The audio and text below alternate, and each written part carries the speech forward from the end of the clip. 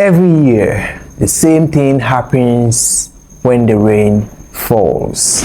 Our roads turn into rivers. Our houses get flooded. Businesses lose money. Cars break down. And unfortunately and sadly, we lose precious lives. This is the cycle that we go through every year as Ghanaians, and I know as Africans. Our kings, our queens, our chiefs, and our leaders are too greedy. You sell the lands without proper roads. You sell all these lands and you go back and sell the waterlogged areas.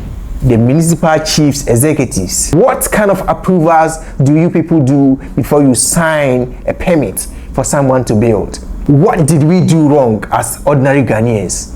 Why will a whole community come to a standstill because of your building, because of your house? Why will an entire neighborhood get flooded because of your estate? Why are we doing this to ourselves? We as Ghanaians, we need to change our attitude. Our attitude of throwing rubbish anywhere that we find convenient. This is IMCT Insights, and we are going to discuss some of the major causes of flooding in Accra.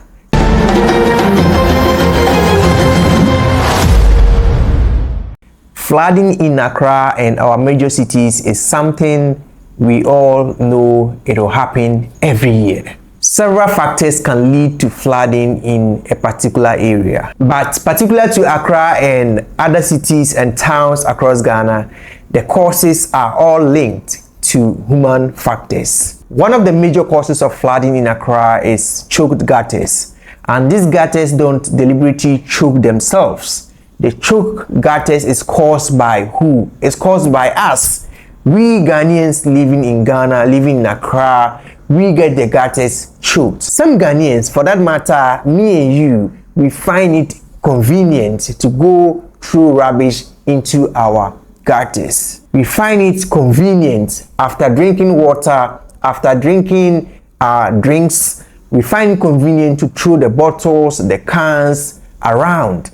We find it convenient to throw our construction debris anyhow. We find it convenient to weed without collecting the weeds to burn or dump them somewhere. We find it convenient to cut down trees without collecting the tree branches. We find it convenient to throw things around anyhow. And when the wind blows, these rubbers, these poly bags into our gutters. The rain also washes these things into our drainage system, into our gutters, and get them choked. And when the gutters get choked, the water cannot find its way downstreams into the sea, into the lakes. The next thing the water can do is to find its way out, because nature will always find its way out. We cannot trick nature. We can never trick nature. We can never be smarter than nature. So we as Ghanaians, we need to change our attitude. Our attitude of throwing rubbish anywhere that we find convenient. Our attitude of throwing water sachets, water bottles, drink cans, and all sort of construction debris and other stuff anywhere we find convenient. It is not okay to weed and leave the weeds there. Our MCs, our DCs, our assemblymen, you come to our roads, you cut the flowers, you weed, and you leave them there. You leave it there, the wind blows some of them into the gutter, the rain falls, carries some of them into the gutter, they get choked, and when the rain gets heavier and when the water rises, it has nowhere to go than to flood and enter into our houses, and enter into our properties, and enter into our businesses, and then destroy our properties, destroy our lives. And you same people come there to show your ceremonial duties for praises. You come there to advertise yourselves. As a Ghanaian, if you like Ghana, if you love your life, if you want Ghana to grow, if you want Ghana to develop, you need to stop throwing rubbish in gutters. This is something that every Ghanaian should stop doing. This is the first step of stopping flooding in Ghana. This is the simple step of stopping flooding in Ghana? How long can we continue to see properties lost? How long can we continue to see people die? How long can we continue to see people lose their valuables? And we sit at the back of our phones to comment unnecessary comments, but when we go out, we same people throw rubbish anyhow. We same people drink and throw the cans anyhow. We same people, after constructing our houses, we throw the debris anywhere that we find. Are you not the same people who say cleanliness is godliness? Are you not the same people who claim that cleanliness is godliness? When you find it convenient, you don't know God anymore. When you find it convenient, you don't care about your neighbor anymore. When you find it convenient, you don't think about people's property. When you find it convenient, you don't think about how to keep the society clean. When you find it convenient, you don't know a day is coming that it will not be convenient again. This we need to change. This is something you can change now. This is something that you have to deliberately change yourself. It has nothing to do with government. This attitude has nothing to do with government, but it has something to do with you. Change for the better. This is something that we need to teach our kids. We have to deliberately teach our kids to see it as a taboo, to see it as a sin, to see it as a wrongdoing, to throw rubbish around, to throw drink cans and water bottles around. We have to take it as a duty and stop this ourselves. This is a responsibility we have to take as citizens. Let's forget about the government and take this responsibility as a sole responsibility as a patriotic citizen.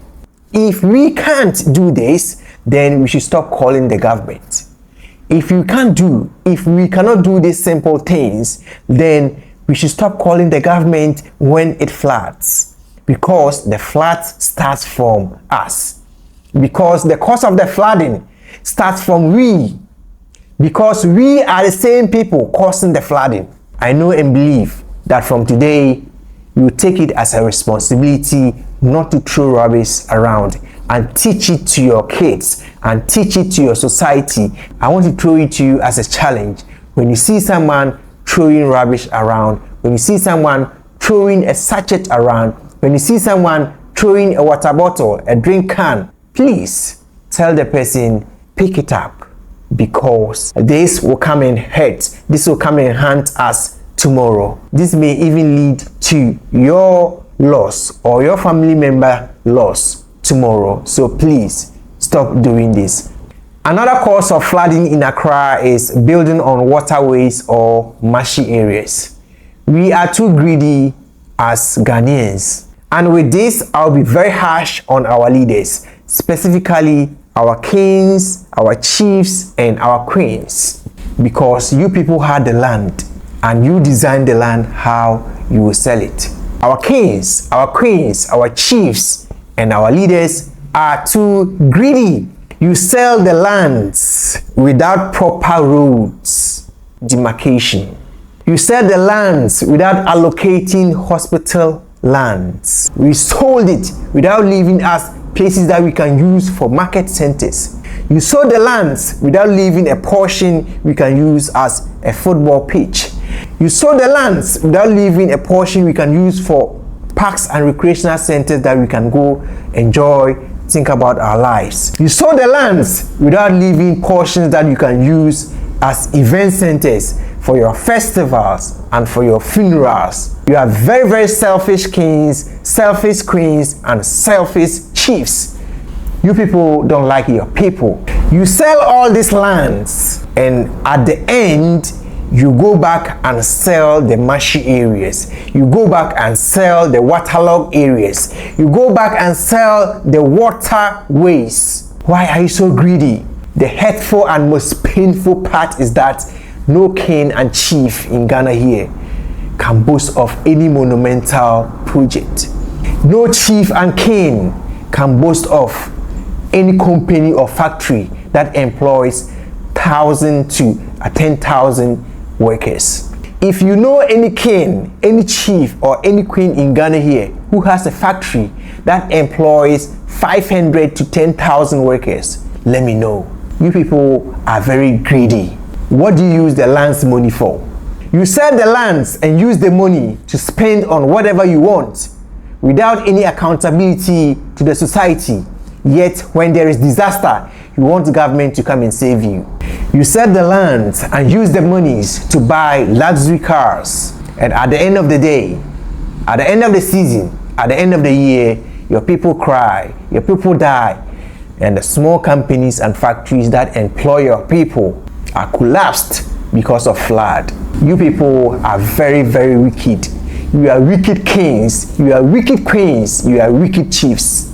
The Land Commission, the municipal chiefs executives, your offices, you people are the ones giving permits for people to build. Do you go to the individual site to check the lands, to check where the people coming to seek for building permits, where they want to build? Do you go there to do your checks? What kind of approvals do you people do before you sign a permit for someone to build?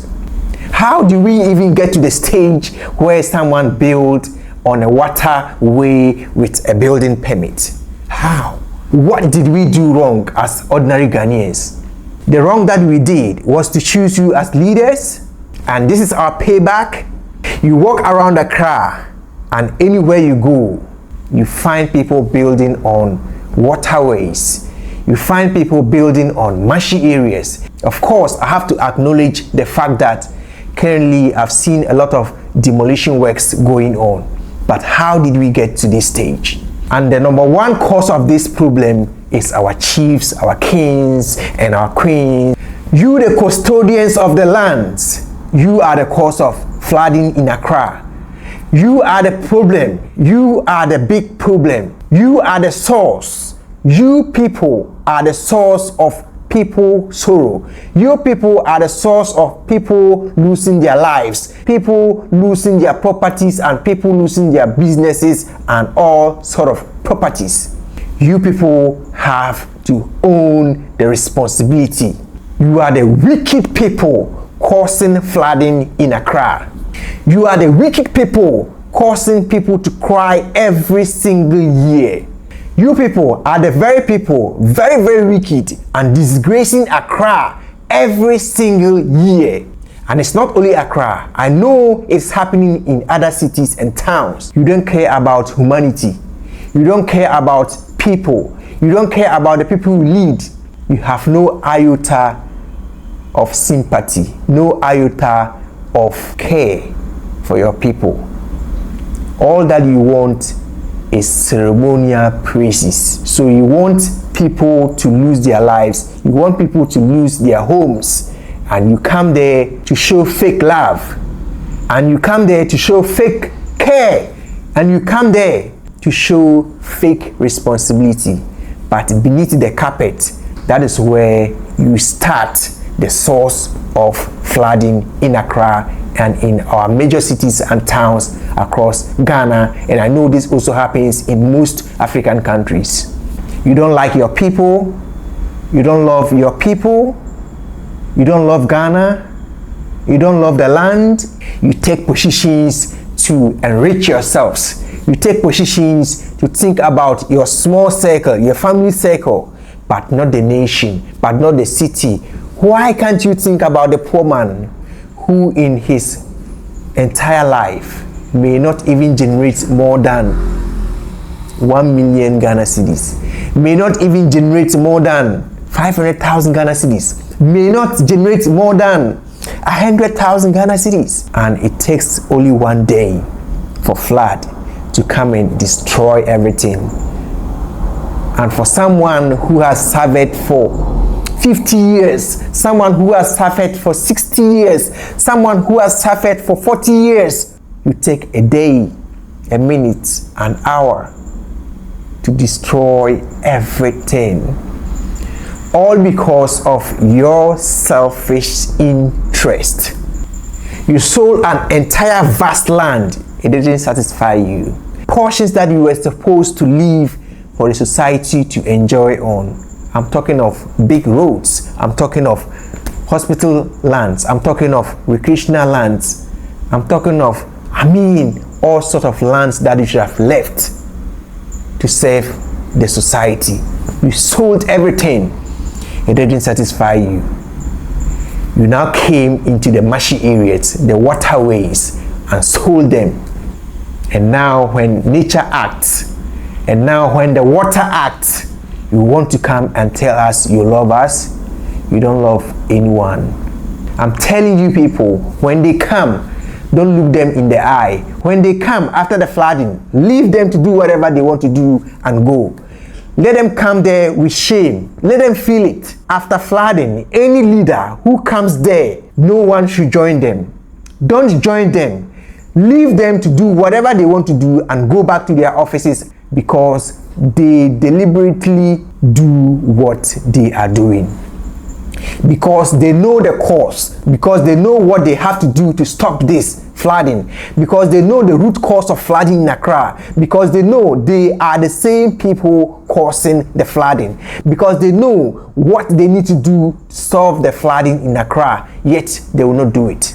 They don't care for us. If they did care for us, flooding wouldn't be happening in Accra, and if it did, it wouldn't be as much as we are seeing. Why will the entire Accra flood? If you are listening to me and you want to go and buy land, please don't buy waterlogged areas. Don't buy waterway lands. Why are we doing this to ourselves? Why? Why do you want to go and build on a waterway? Why will a whole community come to a standstill because of your building, because of your house? Why will an entire neighborhood get flooded because of your estate, because of your house? Why are we doing this to ourselves? Over 60 years, and same thing happens every single year. When are we changing? When will this stop? Flooding can be stopped. At the worst, it can be reduced to the very minimum. But I know the flooding that happens in Accra and major cities in Ghana here can be stopped. If you have a house or property in Ghana and you want services like glass windows, balustrades, curtain wall, and other glasswork services, Field 360 Contractors will make sure it is done very clean and properly for you within Ghana. Moreover, we also assist you in designing your interior, like your kitchen cabinet setup, your TV wall design, wardrobes, walk-in closet, partitions, and several others. At Field Contractors, we make sure that your house looks premium and feels home all the time. Get in touch for a premium home finish. Another thing that causes flooding in Accra, for that matter, in our major cities and towns and across Africa, is inadequate waterways or small size gutters and drainage systems. Accra is growing very fast, meaning people are building every day. And that means that people are covering our land or the land with concrete, tiles, and all sort of materials, preventing rainwater from getting soaked into the land or soil. And so the water is quickly washed into our gutters. And these gutters has been there for years. I mean, some of them are colonial gutters. Instead of the government and our city management bodies to open up our gutters and drainage systems, they do not. And so the drainage systems are so small that they cannot contain the amount of water that gets into the drainage system. And this is also a major factor or a major cause of flooding in Accra. And for this, government has to do a deliberate checks on our gutters and open them up. I mean, there are several gutters in Accra here that sometimes I go see them and I laugh, because one, they are very shallow and they are not wide. So sometimes I ask myself, will these gutters be able to contain water when it rains? In fact, the size of U-drains that our road contractors do, I personally have an issue with it. I think they are very small. When it rains heavily and you go and see how the water overflows them, you will marvel. And I personally don't know why they are that smallish. I have to, channel this to our road contractors and our government. Our roads U-channels or drainage system that you do for the roads, I mean the small ones, the U-drains that you do beside the roads, water overflows them when it rains, if you don't know. I personally think they are smallish and you need to open them up. Also, there are several gutters in Accra here that are still bare soil gutters. Instead of the government to do a construction of a proper drainage system, they do not. Once in a while, or when we are getting to the rain season, you see them come desilt or excavate soil from our gutters, and when it rains, funny enough, the rain washes this same sand that they dump into the gutters. And this is a cycle that they do, wasting our monies. Instead of them to construct a proper drainage system and allow the water to flow easily, they would rather prefer to desilt or dig sand from them every year and leave them like that. If you don't know, let me teach you today. Proper drainage systems that are constructed using concrete allows water to run very fast into the sea or rivers or the downstream. But if these drainage systems are not constructed, the water is not able to run very fast, and therefore the probability that flooding can happen is very, very high. So constructing drainage systems is very, very important. It's a critical solution to flooding. It is whose duty to construct these drainage systems?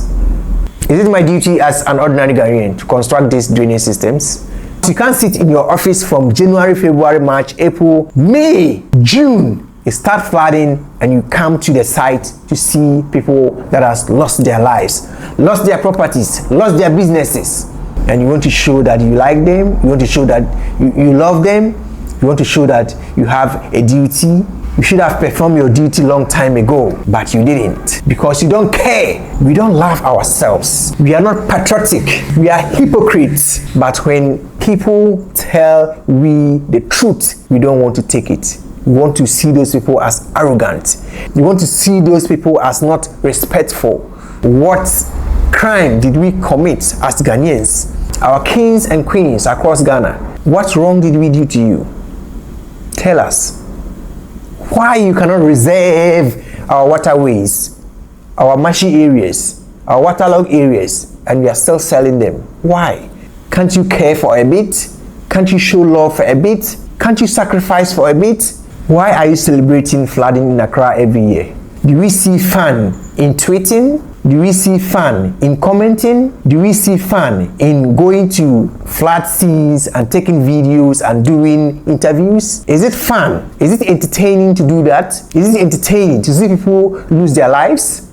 Is it entertaining to see people cry? Is it entertaining to see people lose their properties? Is it entertaining to see foreigners running because of floods? Is it entertaining to see people sleep in where they are not supposed to sleep? Why are we doing this to ourselves? Where is the Ghanaian love? Where is that love Kwame Nkrumah gave to Ghana? Where is that love for the people that sacrificed their lives for Ghana to gain independence? Can we show pure love to the ordinary Ghanaian? Flooding in Accra must stop. And if it should stop, it should start from me and you. Our attitude, our greed, our irresponsibility is why Accra is flooding today. So anytime you see Accra flood, see yourself as the one who made it happen. Because in one way or the other, we are all part of the cause of flooding in Accra. So if we want to stop flooding in Accra, if we want to stop flooding in Takoradi, in Takwa, in Cape Coast, in Kumasi, in all parts of Ghana and across Africa, we have to take it as a deliberate effort and fight to stop it. I know you can do it. I know I can do it. So let's do it together. Let's stop flooding in Accra. This is I Am Emotion City Insight. See you in my next episode.